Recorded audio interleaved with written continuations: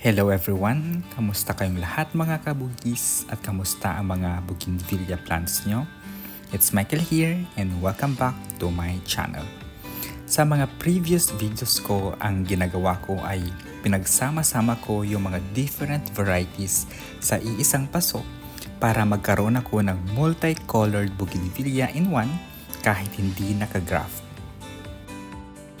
This way ay magkakaroon tayo ng colorful na varieties ng bougainvillea sa iisang lagayan lang, which is tipid sa space, lalo na kung limited ang garden area mo.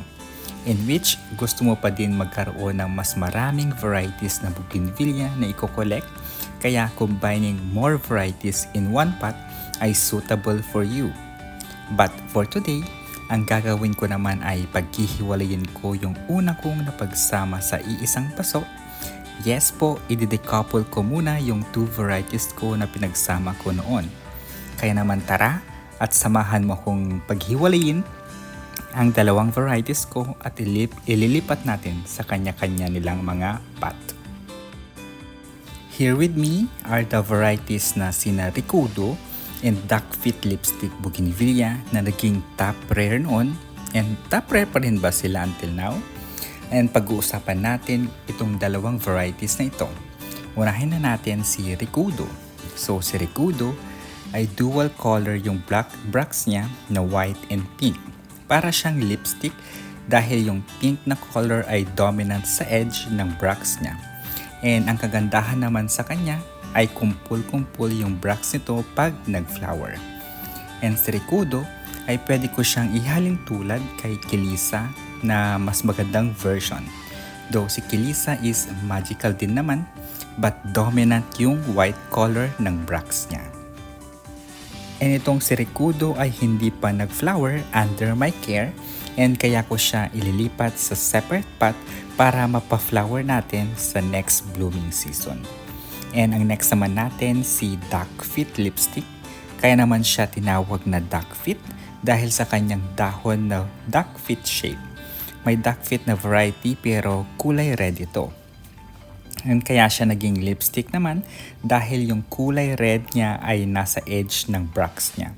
And similar sa Ricudo, hindi pa din ito nag-flower since nabili ko siya. Kaya naman today, sila ay paghihiwalayin ko para hindi mag-agawan sa nutrients, and baka sakaling mag-flower sila soon in time sa blooming season sa susunod na taon or later part of this year. And bago ko sila ilipat sa kani-kanilang paso, nag-trim ko muna silang dalawa, and of course, may makukuha ulit tayong mga sanga na atin namang itatanim later on. And sa pagkakatanda ko, wala pa din pala akong na-propagate from these two varieties na ito. So, nag-iisa pala sila. Ito yung mahirap guys pag yung isang variety nag-iisa lang sa garden nyo. Payo ko lang sa inyo na dapat at least 2 or 3 na puno per variety ang meron kayo, kasi in case na mamatay yung isa ay mayroon kayong naka-reserve na variety na iyon. And dyan ako nadali minsan kasi hindi ako nagpropagate agad sa isang variety, and once na deads, ayun, bye variety na, and ang tendency, bibili ka na naman ulit, which is sayang ang pera and sayang ang effort, diba? After ko naman matrim itong dalawa, saka ko naman tinanggal sa paso. And naging struggle ko yung paano ko matatanggal na hindi masyadong nadidisturb yung ugat nila. Ang ginawa ko ay yung right hand ko ay nakasupport sa ibabaw ng kanilang lupa, tapos yung left hand naman ay nasa paso, habang yung tuhod ko, yes po, may participation po yung tuhod ko. And ang tuhod ko ay nakasupport naman sa body ng paso.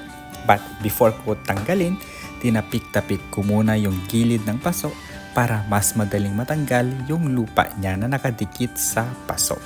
And luckily, natanggal ko naman ng matiwasay yung mga bougainvillea. Isa sa mga rason naman kung bakit gusto ko na may lupa pa rin yung bugis pag tinatanggal ko sila ay para hindi sila malanta.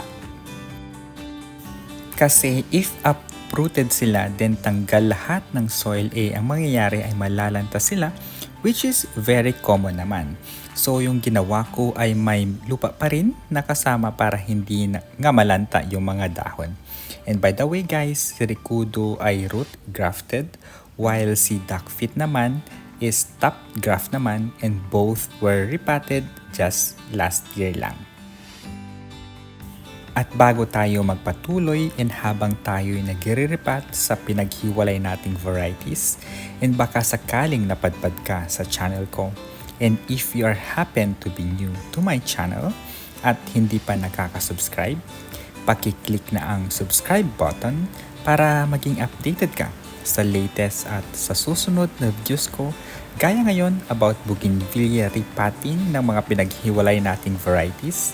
And if nakasubscribe ka na, I would like to take this opportunity na magpasalamat sa aking mga viewers na matiyagang nanonood sa current and past videos ko, kasama na dyan yung mga shorts videos ko. Maraming salamat po at lalong-lalo na sa mga subscribers ko na patuloy na sumusuporta sa aking channel. Thank you so much. Sa pag-repat ko naman sa kanila ay ginamit ko pa rin yung dating nilang mga soil kasi based naman sa inspection ko, mukhang okay pa rin naman yung mga potting mix nila. And dinagdagan ko na lang ng bagong potting mix na version 2 ng aking potting mix for repotting, which is the combination naman ng good garden soil, carbonized rice hull, and rice hull. And reusing ng potting mix or reusing ng old potting mix ay okay lang din naman as long as na healthy pa at maganda pang gamitin. And wala pa yung mga puti-puti sa lupa or fungi atang mga yon. And if you are hesitant naman na gamitin ulit yung old soil nila, it's okay lang din naman na gumamit ng fresh na potting mix. And wala namang kaso yun, that is the safest thing na pwedeng gawin. And by the way guys, nag-reuse ako ng potting mix ko ha, and still healthy pa rin naman yung aking mga bougainvillea collections. And gaya ng sabi ko kanina, ginamit ko pa rin yung old soil nila and dinagdagan ko lang ng fresh potting mix. And tapos guys, to support naman yung potting mix na nilagay natin, and since na-trim din itong dalawa, ang ginawa ko ay naglagay din ako ng urea fertilizer which is rich and high in nitrogen content na makakatulong sa mabilis na paglabas ng bagong mga sanga at mabilis na paglago nila. And as you all know, yung nitrogen is essential sa makapal at magandang dahon, health, and growth ng mga halaman just like mga bougainvillea plants natin. And tapos, huwag kakalimutan naman na diligan ng mga ito every time na maglalagay tayo ng fertilizer or every time na nag-repat tayo para less stress sa kanila. And tapos, pansin nyo ba, after kong diligan ang bilis ma-drain yung water sa pot nila? This is the sign na fast draining yung soil na gamit natin, which is recommended ngayong tag-ulan. Gaya ng sabi ko earlier, madami-dami tayo makukuha ng mga cuttings from these two varieties na ito na atin namang itatanim. And para na din meron tayong reserve para sa mga varieties na ito at hindi sila nag-iisa lamang. And this way ay mapapanatili natin na magkaroon pa rin tayo ng ganitong variety kahit pa ma-deads yung isa or yung dalawa, diba? And processing naman ng mga cuttings nito I find it matrabaho kasi tatanggalin mo talaga yung mga tinik and excess leaves. And isa sa mga napansin ko kay Duckfeet lipstick, matinik pala ito. And yung mga tinik na yon or yung mga matitinik na bugis ang isa sa mga struggle ko pag nagtitrim ako sa kanila. And kaya mainam na gumamit ng gloves guys pag magtitrim and pag magtatanggal ng mga tinik. At saka ma-share ko lang din, alam nyo ba guys na may mga bougainvillea variety na walang tinik? Yes, meron po. And siya lang naman si Araruma. And siya lang naman ay may mild scent na kulay purple ang bracts niya. In preparing naman ng soil or potting mix for propagation, ay gumamit naman ako ng version 1 ko ng potting mix, which is the potting mix for propagation. na combination naman ng 4 na ingredients. And the ingredients are good garden soil, carbonized rice hull, coco peat, and rice hull. So, imimix mo lang ang mga yan in equal portion ay magkakaroon ka na ng potting mix. And as to the moist naman, ay dapat nasa tamang timpla ka lang, meaning tama lang yung water na ilalagay natin para hindi naman mabulok yung cuttings natin at hindi malunod yung mga cuttings. So, sa tamang timpla, meaning pag piniga mo yung potting mix, ay walang lalabas na excess water and mag-form ito ng parang dumplings. And I have a video on how I made my potting mix for bougainvillea cuttings and repotting. In this video, 2 methods ang ginawa ko sa propagation.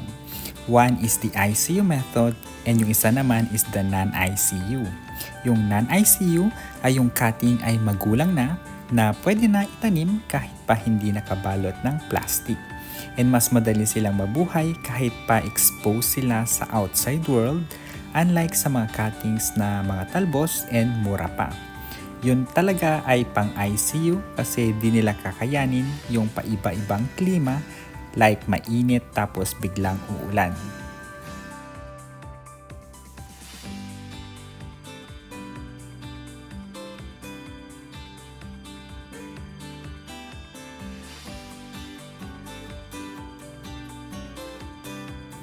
So, ayun lang guys for today's video. Thank you so much for watching at makakaasa kayo na pagbubutihan ko pang gumawa ng mga relevant videos for bougainvillea. Kaya naman don't forget to subscribe, stay safe and healthy, and we'll see you in my next videos. Bye-bye!